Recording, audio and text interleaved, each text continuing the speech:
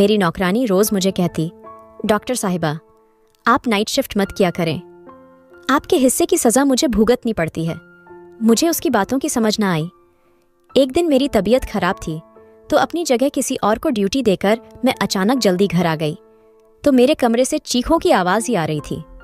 पति तो घर पर था नहीं, मगर जब कमरे का दरवाजा खोला तो सामने का मंजर देखकर मेरी रूह कांप गई थी, क्योंकि कमरे में मेरी छोटी बेटी और वह नौकरानी। मैं कई दिनों से देख रही थी कि नौकरानी बार बार मेरे पास आती थी और कुछ कहे बगैर ही पलट जाती थी। शायद वह मुझे कोई बात करना चाहती थी। जब मैं उसे 3-4 बार यही करते देखा तो एक दिन मैंने उससे पूछ लिया कि सुमित्रा, खैर तो है क्या, तुम्हें कोई बात करनी है मुझसे? मुझे लगा था शायद उसे पैसों की जरूरत होगी, क्योंकि अक्सर गरीब लोगों का यही तो समस्या रहती है कि उन्हें हर वक्त बस पैसे की जरूरत होती है। तो मैंने इसलिए उससे पूछ लिया कि पैसों की जरूरत तो नहीं। तो सुमित्रा कहने लगी, नहीं नहीं मैडम जी, मुझे पैसों की जरूरत नहीं है, बल्कि मैं तो आपसे कोई और बात करना चाहती थी। मुझे उसके चेहरे पर चिंता की लकीरें साफ दिखाई दे रही थीं। मैंने उससे कहा कि सुमित्रा जल्दी बताओ, मुझे हॉस्पिटल के लिए भी देर हो रही है। तो सुमित्रा कहने लगी कि मैं बस आपसे यही कहना चाहती हूँ कि आप नाइट शिफ्ट ना किया करें। मैं चौंक कर सुमित्रा को गुस्से से देखा कि उसकी यह बात कहने का क्या मतलब है कि मैं नाइट ड्यूटी ना किया करूं। आखिर वह होती कौन थी मुझे यह सलाह देने वाली? मुझे गुस्से में देखकर वह बगैर कुछ कहे जल्दी से वहां से चली गई थी। मैंने सोचा कि शायद मेरे जाने के बाद उसे घर से ज्यादा काम करने पड़ते होंगे, इसलिए वह ऐसा कह रही है। मुझे वैसे भी काफी दिनों से उसका व्यवहार कुछ बदला बदला सा लग रहा था, इसलिए मैंने सोचा कि मुझे उसे पर नजर रखनी चाहिए और आखिर पता तो चलना चाहिए कि उसके दिमाग में चल क्या रहा है। खैर, उस दिन मैं अस्पताल चली गई। वैसे तो मैं दिन की ड्यूटी ही किया करती थी, लेकिन पिछले 4 साल से मैं नाइट शिफ्ट कर रही थी और मुझे इसमें कोई भी दिक्कत नहीं थी। नाइट ड्यूटी में मुझे कोई भी समस्या नहीं होती थी, क्योंकि अब तो बच्चे बड़े हो गए थे और वैसे भी मैंने सुमित्रा को फुल टाइम के लिए रखा हुआ था कि वह दिन रात हमारे ही घर में रहे, और शाम को तो मेरा पति भी घर पर चला जाता था, तो इसलिए मुझे कोई चिंता नहीं रहती थी। लेकिन पिछले कुछ दिनों से सुमित्रा के बारे में मुझे अजीबोगरीब से ख्याल आने लगे थे कि कहीं वह मेरी पीठ पीछे कुछ गलत ना कर रही हो। अक्सर मैं अपने साथ ही औरतों से बातें सुनती थी कि ऐसी ही कोई औरत अपने घर को अपनी नौकरानी के हवाले छोड़कर नौकरी करती है, तो उसके पति ने उसकी नौकरानी से ही अफेयर चला लिया और चुप कर उसे शादी भी कर ली। जब से मैं यह खबर सुनी थी, मुझे तो किसी भी पल चैन नहीं मिल रहा था। एक तरफ तो मुझे अपने पति पर पूरा विश्वास था कि मेरा पति ऐसा कुछ भी मेरे साथ नहीं कर सकता, और मुझे उस नौकरानी पर भी विश्वास था क्योंकि वह एक बहुत ही शरीफ औरत है। लेकिन फिर मैंने सोचा कि किसी को बदलते हुए देर ही कितनी लगती है। मैंने अपने पति और नौकरानी पर नजर रखने का फैसला कर लिया। मैं सुबह देर तक सो रही थी, इसलिए मेरे पति सुमित्रा के हाथ का ही नाश्ता करके चले जाते थे। मैंने सोचा कि मुझे खुद उठकर उनको नाश्ता बनाकर देना चाहिए, लेकिन सारी रात ड्यूटी करने के बाद मैं इतनी थक जाती थी कि जब मैं 6 बजे लौटकर घर आए तो गहरी नींद सो जाती थी और फिर उठने का मन ही नहीं करता था। 6 बजे की सोई सोई मैं दोपहर 2 बजे उठा करती थी। लंच करने के बाद मैं अपनी प्राइवेट क्लिनिक पर बैठ जाया करती थी, क्योंकि अस्पताल की नौकरी के अलावा मैंने एक प्राइवेट क्लिनिक भी बना रखा था जिसमें मैं गरीब लोगों का मुफ्त में इलाज किया करती थी। क्लिनिक से आने के बाद शाम की चाय पीने के बाद मैं अस्पताल चली जाया करती थी। कभी कभी मेरे पति मुझसे शिकायत भी करते कि मिताली, तुमने तो अपनी जिंदगी को इतना बिजी कर लिया है कि उसमें मेरे लिए टाइम ही नहीं है। आखिर मुझे भी तुम्हारी जरूरत महसूस होती है। लेकिन मेरे पति बहुत अच्छे थे। मैं उन्हें बहुत जल्दी मना लिया करती थी और वह भी मेरी बात को समझ जाया करते थे। जिंदगी की यही रूटीन चल रही थी। कुछ दिन तो यूं ही सुकून से गुजर गए। मुझे ऐसी कोई भी बात नजर नहीं, तो मैं भी कुछ सुकून से हो गई थी। लेकिन सुमित्रा एक दिन फिर मेरे पास आई और कहने लगी, मैडम जी, अगर आप मेरी बात माने तो आप अपनी ड्यूटी दिन के समय में करवा ले। आपको जाने के बाद आपके किए की सजा मुझे भुगतनी पड़ती है। इस बार वह बहुत गुस्से से कह रही थी और अपनी बात खत्म करके वहां से जा चुकी थी। उसके बाद सुनकर मैं तो चौंक गई थी कि मेरे हिस्से की सजा का क्या मतलब था। कहीं वह मेरे हिस्से का समय मेरे पति के साथ तो नहीं गुजर रही है। यह सोचते ही मेरे कदमों तले से जमीन जैसे सरकने लगी थी। मेरा विश्वास था जो मेरे पति के ऊपर वह डगमगने लगा था। लेकिन फिर मैंने सोचा कि नहीं, ऐसा नहीं हो सकता, वह बस ऐसे ही कह रही होगी। लेकिन फिर भी मुझे जानना तो चाहिए कि आखिर उसकी इस बार की जीत के पीछे मकसद क्या था कि मैं नाइट शिफ्ट ना करूं, दिन की ड्यूटी करूं। मैं एक डॉक्टर थी और मैंने सारी जिंदगी ईमानदारी से काम किया था और कभी कोई एक्स्ट्रा फेवर या किसी का एहसान नहीं लिया था। अस्पताल वाले जो भी ड्यूटी लगाते हैं, मैं खुशी से उसे स्वीकार करती थी और पूरी लगन से उसको निभाती भी थी। अभी भी नाइट शिफ्ट के लिए बात कर रखी थी कि मैं नाइट ड्यूटी कर लूंगी, मुझे कोई दिक्कत नहीं है। और अब इसे मैं अचानक से छोड़ नहीं सकती थी, मेरी बात खराब हो जाती। इतने सालों से मैं मेहनत से काम कर रही थी और कभी मैं अपनी बात से नहीं फिरी थी। पूरे स्टाफ को मेरे ऊपर बहुत ज्यादा भरोसा था, लेकिन मैं इस तरह अपने घर को तोड़ना भी नहीं चाहती। मैंने सोचा कि कुछ ना कुछ तो करना ही होगा। सुमित्रा मेरे घर पर पिछले 1 साल से नौकरी कर रही थी और उसके दौरान ना तो उसे मुझे कोई शिकायत हुई थी और ना ही मुझे उससे। वह एक विधवा औरत थी जिसके 2 बच्चे थे, जिनको पालने की खातिर वह मेरे घर पर नौकरी करती थी। मैंने उसे नौकरी के पहले दिन ही कह दिया था कि तुम्हें 24 घंटे के लिए यहीं पर रहना होगा। उसके बच्चों की टेंशन नहीं थी, क्योंकि उसके बच्चों की देखभाल करने के लिए उसके माँ बाप थे जो बच्चों का ध्यान रखते थे और वह गांव में रहते थे। वह अकेली ही हमारे घर पर रहती थी। जो भी तनख्वाह से मिलती वह अपने गांव अपने बच्चों की देखभाल के लिए भेज दिया करती थी। हालांकि मैंने उसे कई बार कहा भी था कि अगर तुम चाहो तो अपने बच्चों को भी यहाँ पर बुला सकती हो, जहाँ तुम रहती हो वहाँ पर तुम्हारे बच्चे भी रह लेंगे। मगर न जाने क्या बात थी, वह मना कर देती थी। उसके साथ समय बहुत अच्छा गुजर रहा था। आज तक उसने कभी किसी की शिकायत का मौका नहीं दिया था और नहीं घर की किसी फैमिली मेंबर की शिकायत की थी। लेकिन अब पिछले कुछ दिनों से मैं देख रही थी कि उसका व्यवहार अजीब सा हो गया था। वह बस हर बात तो मुझे एक ही बात करती रहती थी, मैडम जी अपनी ड्यूटी दिन के समय करवा ले, रात को घर पर रहा करे। मुझे कुछ समझ नहीं आती थी, आखिर रात को ऐसा घर पर क्या होता है जिसकी वजह से वह इतना घबराकर मुझे यह बात कहती है। एक दिन ऐसा हुआ कि मैं ऑन इन ड्यूटी थी कि अचानक एक नर्स मुझे जाकर कहने लगी कि कोई औरत है, बड़ी दूर से आपसे मिलने आई है। मैंने पूछा क्या वह कोई मरीज है, क्योंकि इस वक्त मेरी ड्यूटी इमरजेंसी में थी। तो वह कहने लगी नहीं, वह आपकी कोई रिश्तेदार है। मैं हैरान होते हुए बाहर आई कि मेरी कौन से रिश्तेदार इस वक्त मुझसे मिलने अस्पताल आ सकती है। मैं बाहर गई तो एक अनजान औरतों को सामने खड़ा पाया। मैं हैरत के मारे से देखकर पूछा आप कौन हैं? तो वह कहने लगी क्या आप ही डॉक्टर मिताली है? मैंने कहा जी हाँ, मैं ही डॉक्टर मिताली हूँ, कहिए। मेरी बात सुनकर उसने एकदम से मोबाइल का कैमरा निकाला और मेरी तस्वीर खींचकर अचानक से भाग गई। मुझे तो कुछ सेकंड के लिए समझ नहीं आया कि मेरे साथ हुआ क्या, और जब तक मैं समझती वह मुझसे दूर भाग चुकी थी।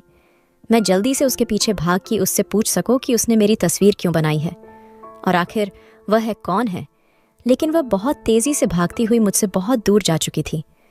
मैं परेशान होती हुई वापस आ गई और सोचने लगी है, भगवान ये मेरे साथ क्या चल रहा है? कौन थी वह औरत और यहाँ क्यों आई थी? पता नहीं क्यों मुझे कुछ बहुत बड़ी गड़बड़ का एहसास हो रहा था, जैसे कुछ बुरा होने वाला है। मेरी छठी इस बार मुझे इशारे दे रही थी कि शायद मेरी जिंदगी में कुछ तो बहुत गलत होने वाला है। मैं यह बात जानती थी कि मैं अपने घर वालों और अपने पति को बहुत ज्यादा नजरअंदाज कर रही हूँ, क्योंकि रात को ड्यूटी बहुत थका देने वाली होती है और सुबह तक मैं लेट से उठती थी। जब मैं सोकर उठी तब तक मेरे पति ऑफिस के लिए निकल चुके होते थे और जब रात को भी ड्यूटी पर जाना होगा तब तक वह ऑफिस से आते ही नहीं थे। अजीब सी जिंदगी हो गई थी। काफी दिनों से मेरे पति से तो मेरी बातचीत ही नहीं हो पा रही थी। मुझे इस बात का एहसास हुआ तो मैंने फौरन से अपना मोबाइल निकाला और अपने पति को कॉल करने लगी। मैंने सोचा कम से कम फ़ोन पर ही बात कर, लेकिन मेरे पति मेरा फ़ोन नहीं उठा रहे थे। फिर मैं उनके ऑफिस के नंबर पर कॉल की तो उनकी सेक्रेटरी ने बताया कि वह तो पिछले कई दिनों से दफ्तर ही नहीं आ रहे। सेक्रेटरी की बात सुनकर मैं हैरान रह गई थी। मुझे तो कुछ खबर ही नहीं थी कि वह दफ्तर जा भी रहे हैं या नहीं। लेकिन परेशानी वाली बात तो यह थी कि वह रोज़ाना घर से दफ्तर के लिए निकलते थे, फिर ऐसे कैसे वह कहीं जा सकते हैं। अगले दिन मैंने सोचा कि मैं छुट्टी कर लेती हूँ। जब मैं यह बात घर में बताई तो सब बहुत खुश हुए। खास तौर पर मेरी नौकरानी सुमित्रा के चेहरे पर तो सच्ची खुशी के हाव भाव नजर आ रहे थे। रात का खाना खाकर फ्री हुए तो मैं ऐसे ही टहलने के लिए बाहर आ गई तो मैंने देखा सुमित्रा किसी से फोन पर बात कर रही थी और वह किसी को बता रही थी कि मैडम जी आज घर पर ही है। शुक्र है कि आज मेरी जान छूट गई, वरना तो उनके हिस्से की सजा भुगतते भुगते शायद मेरा दम ही निकल जाता। जब मैं उसके करीब गई तो उसने जल्दी से घबराकर फोन बंद कर दिया और मैंने उससे पूछा कि किस बात कर रही हो, तो कहने लगी किसी भी नहीं, अम्मा से अपने बच्चों का बस हालचाल पूछ रही थी। मुझे अब सुमित्रा के बारे में शक हो चुका था। ये कोई तो खिचड़ी जरूर पक रही है या फिर मुझसे कोई ऐसी बड़ी बात छुपा रही है। कहीं ऐसा तो नहीं ये किसी गलत काम में पड़ गई हो। मैंने सोचा कि आज घर पर रहकर देख लेती हूँ कि आखिर यहाँ होता क्या है, लेकिन मुझे तो कुछ भी ऐसा गलत महसूस नहीं हुआ। सब लोग बड़े आराम से सोए हैं। मेरा पति छुट्टी का सुनकर बहुत खुश हुआ था। कहने लगा कि इतना समय हो गया है, हमें एक साथ समय गुजारने का मौका ही नहीं मिला। मैं भी सोचने लगी, क्या ये वाकई खुश है या खुश रहने का नाटक कर रहा है। मैं उसे खोजती हुई नजरों से देख रही थी। कहीं ऐसा तो नहीं कि मेरे घर से जाने के बाद उसका और मेरी नौकरानी का कुछ चक्कर चलता हो। ये हो सकता है कि मेरा पति सुमित्रा के साथ कोई जबरदस्ती करता हो, इसलिए वह मुझे कहती हो कि आप घर पर ही रहा करें। मेरी एक बेटी और एक बेटा था। बेटी कॉलेज में पढ़ती थी, बेटा छोटा था और वह स्कूल जाता था। इस घर में हम बस 4 ही लोग थे और मेरा ख्याल था इतने सारे लोगों के लिए सिर्फ एक ही नौकरानी काफ़ी है। इसलिए मैंने कभी सुमित्रा के अलावा किसी और को रखने के बारे में सोचा ही नहीं था। और अगर 1-2 बार मैंने अपने घर वालों से पूछा भी कि कोई और नौकरानी रख लूं, तो सब ने सुमित्रा की बहुत तारीफ करते हुए कहा था कि उसके होते हुए उन्हें कोई परेशानी नहीं, तो फिर क्या ज़रूरत है दूसरी नौकरानी रखने की। तो मैं भी सुकून से हो गई थी कि उसके होते हुए उन्हें कोई परेशानी नहीं, तो फिर क्या ज़रूरत है कोई दूसरी नौकरानी रखने की। तो मैं भी सुकून से हो गई थी। लेकिन कुछ दिनों से मैं देख रही थी कि सुमित्रा और मेरी बेटी रिया आपस में कुछ ज्यादा ही प्यार से रहने लगे थे। रिया हर वक्त सुमित्रा के आसपास घूमती रहती, कभी उसके कमर में हाथ भी डालें खड़ी होती, कभी उसके गालों पर प्यार कर रही होती। मुझे यह देखकर बहुत अजीब लगता था। आखिर यह सुमित्रा को इतना प्यार क्यों करने लगी थी। मैं यह भी देख रही थी कि रिया तो सुमित्रा के करीब जाने की कोशिश करती थी, उसे प्यार करने की कोशिश करती थी, लेकिन सुमित्रा उसे दूर भागती थी। खैर, उस दिन मैंने पूरा दिन और पूरी रात घर पर रहकर देख लिया था। मैं अस्पताल भी नहीं गई थी और क्लिनिक पर भी नहीं बैठी थी, लेकिन मुझे कुछ भी अबनॉर्मल दिखाई नहीं दिया था, सिवाय इसके कि मेरी बेटी रिया सुमित्रा की कुछ ज्यादा ही करीब होने की कोशिश कर रही थी। लेकिन मैं इस बात को इग्नोर कर दिया कि हो सकता है मैं तो घर पर रहती नहीं हूँ, सिर्फ सुमित्रा ही घर पर होती है, तो सुमित्रा से उसका दिल लगाव हो गया होगा, फिर कोई और बात नहीं थी। मैं घर पर रहकर देख लिया था, लेकिन ऐसा कुछ भी नहीं था। मैं अंदर ही अंदर अब चिढ़ गई। मैंने सोचा, पता नहीं सुमित्रा के ड्रामे कब खत्म होने हैं। मैं यही सोच अगले दिन दोबारा से अपने रूटीन के अनुसार अपनी नाइट ड्यूटी स्टार्ट कर ली। 2 दिन के बाद ही की बात है, मैं सुबह जल्दी उठ गई थी क्योंकि शाम में मुझे अपनी एक दोस्त की बर्थडे पार्टी में जाना था। तो मैंने सोचा कि उसके लिए कोई गिफ्ट लेकर आती हूँ। मैं यही सोचकर बाजार गई। वह मुझे एक जगह पर रुकना पड़ा क्योंकि सामने का मंजर ही ऐसा था जिसने मुझे एकदम पत्थर सा बना दिया था। क्योंकि मेरा पति एक अस्पताल के अंदर जा रहा था, भला उसे अस्पताल जाने की क्या जरूरत थी। वह तो एकदम भला चंगा था, उसे कोई भी तकलीफ नहीं थी। मैं भी उसके पीछे पीछे अस्पताल चली गई। मैंने देखा वह एक कमरे के अंदर चला गया। मैंने खिड़की से अंदर झांककर देखा तो वह एक औरत को कुछ पैसे दे रहा था। उसे औरत को मैं पहचान नहीं पा रही थी क्योंकि उसे औरत की मेरी तरफ पीठ थी। उसे औरत को पैसे देने के बाद और उसे हाथ मिलाकर मेरा पति जल्दी से बाहर चला गया। उसके बाद उसे औरत ने किसी को फ़ोन किया और थोड़ी देर बाद जो औरत आई उसे देखकर मैं आंखें झपकाना भूल गई थी। फटी फटी आंखों से उसको देख रही थी। वह औरत और कोई नहीं सुमित्रा थी। उस औरत ने सुमित्रा को कुछ पैसे दिए। सुमित्रा ने उसका धन्यवाद किया और वहां से चली गई। आखिर यह सब क्या था, मुझे कुछ भी समझ नहीं आ रहा था।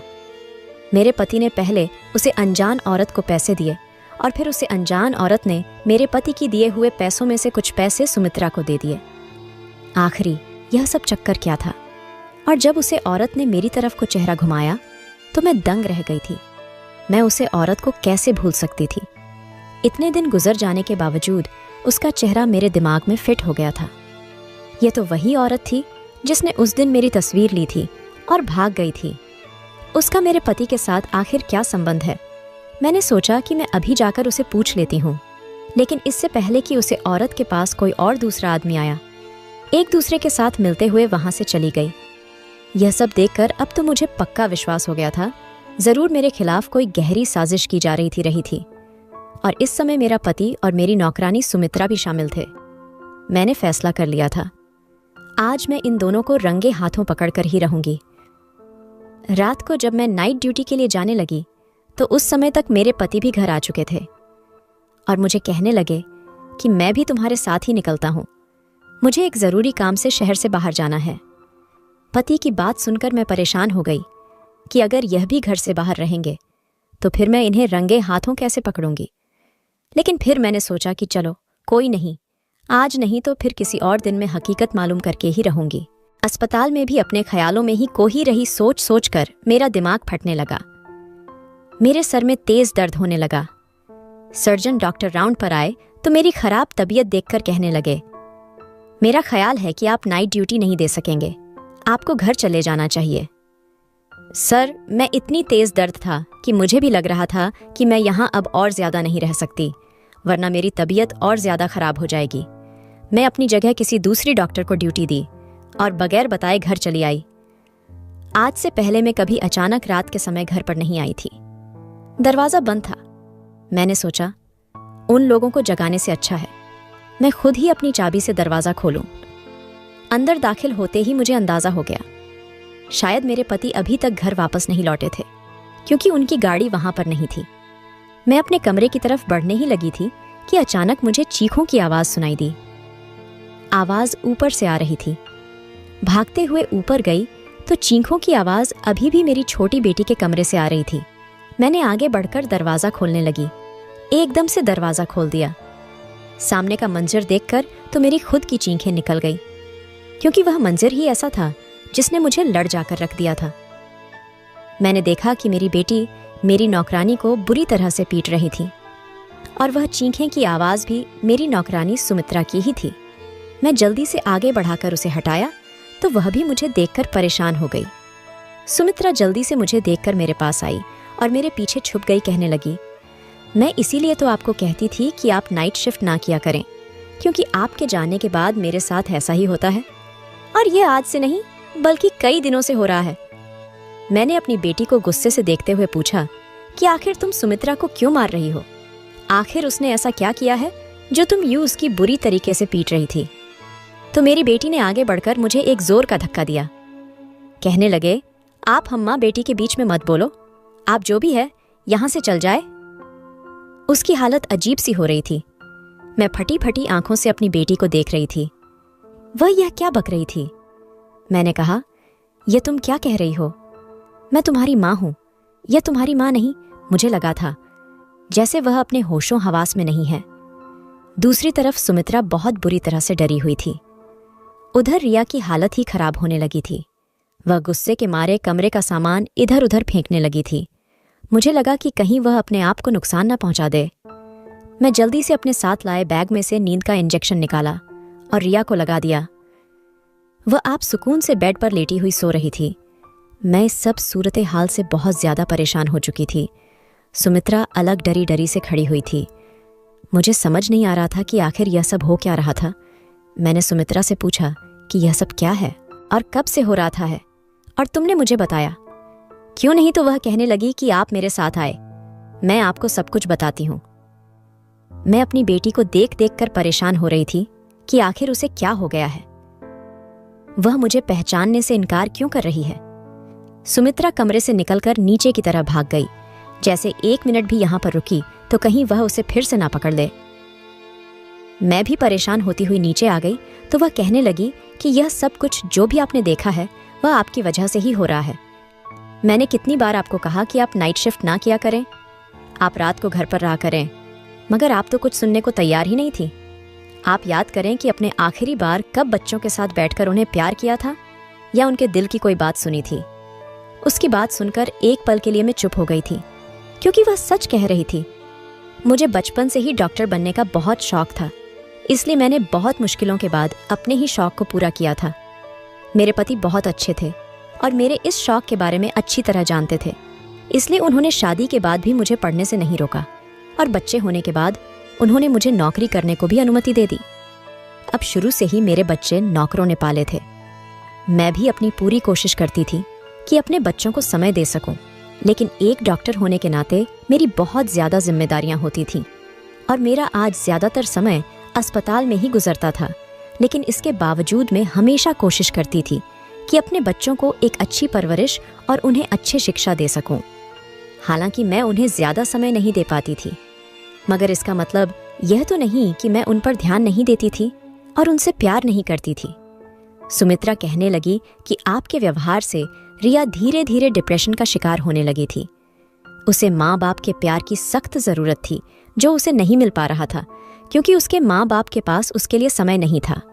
मगर वह छोटी है, कॉलेज में गलत संगत में पढ़कर गलत आदतों का शिकार हो गई है। उसे माँ के प्यार की ज़रूरत होती है, जो उसे नहीं मिल रही थी, तो वह दिमागी मैरिज बन गई। वह अपने अंदर की फ्रस्ट्रेशन और गुस्सा मुझे को मार पीट कर निकालती है।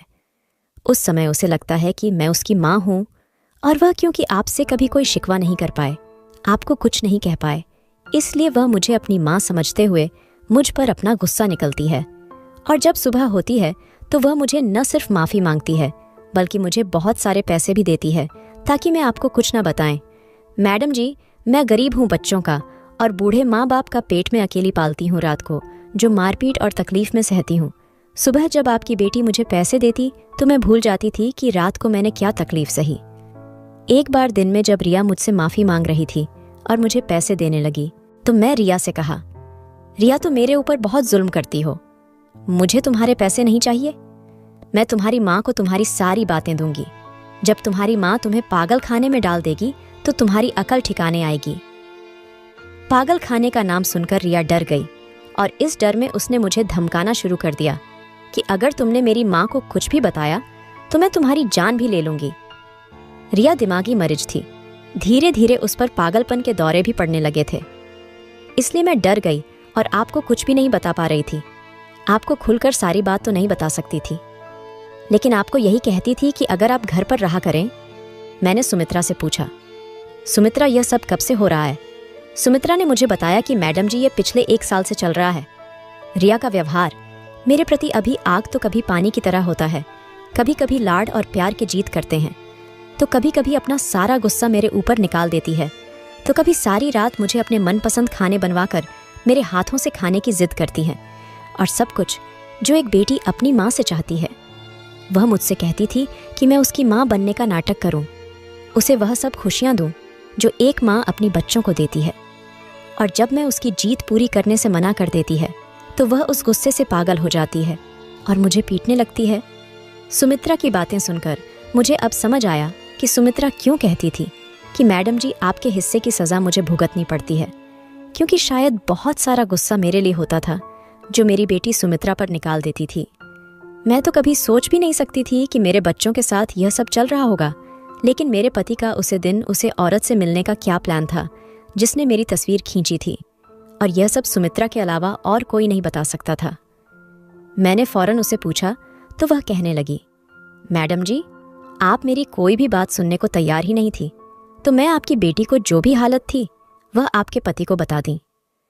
उन्होंने एक डॉक्टर से बात की और अपनी बेटी की पूरी हालत के बारे में उसे डॉक्टर को बताया और डॉक्टर से विनती भी की, किसी तरह मेरी बेटी को ठीक कर दे। आपके पति नहीं चाहते थे कि आपके सारे मामले के बारे में पता चले और आप गिल्टी फील करें। वह औरत वही साइकियाट्रिस्ट थी। आपके पति ने उसे साइकियाट्रिस्ट से हाथ जोड़कर विनती की थी कि मेरी पत्नी को इस बारे में कुछ नहीं पता चलना चाहिए। वह भी एक डॉक्टर है और दिन रात लोगों की सेवा करती है। मैं चाहता हूं कि मेरी पत्नी यह सब कुछ जाने से पहले ही मेरी बेटी ठीक हो जाए। उसे डॉक्टर ने आपके हॉस्पिटल का एड्रेस लिया था और उस दिन भी आपके पति उसे डॉक्टर को उसकी फीस दे रही थी। मैं डॉक्टर की मदद कर रही थी। वह जब भी मुझे अपने क्लिनिक बुलाती मैं चल जाती थी और वह मुझे आपकी बेटी के बारे में सवाल जवाब करती थी, इसलिए उसने उस दिन मुझे भी कुछ पैसे दिए थे। उस दिन आपने हमें देख लिया होगा। एक दिन उस डॉक्टर ने मुझे बताया था कि मैं तुम्हारी मालकिन की कुछ तस्वीरें ली है। मुझे हैरत हुई। मैंने उसे डॉक्टर से पूछा कि आपने मेरी मालकिन की तस्वीर क्यों ली है, तो वह डॉक्टर कहने लगी, इसलिए ताकि मैं तुम्हारी मालकिन को शक में डालना चाहती थी। आप बहुत शक में पड़ गई है तो वह सब अपने घर पर ध्यान देगी और अपने बच्चों पर भी ध्यान देगी। उसे लगेगा कि ज़रूर कुछ ना कुछ खिचड़ी मेरे घर में पक रही है और वह अपने घर पर ध्यान देने लगेगी। मैं तुम्हारी मालकिन को सब कुछ नहीं बता सकती क्योंकि तुम्हारे मालिक ने मुझे कुछ भी बताने से मना कर रखा है, लेकिन इस तरह शक में पंकर वह कुछ तो अपने बच्चों पर ध्यान देगी।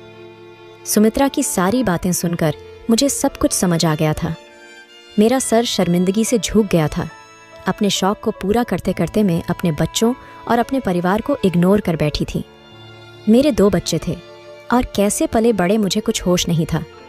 मेरी बच्ची शुरू से ही अपने आप में मगन रहने वाली थी और मैंने कभी उसे पर ध्यान ही नहीं दिया जिसकी वह हकदार थी, लेकिन मैं क्या जानती थी कि उसका यह नतीजा निकल सकता है।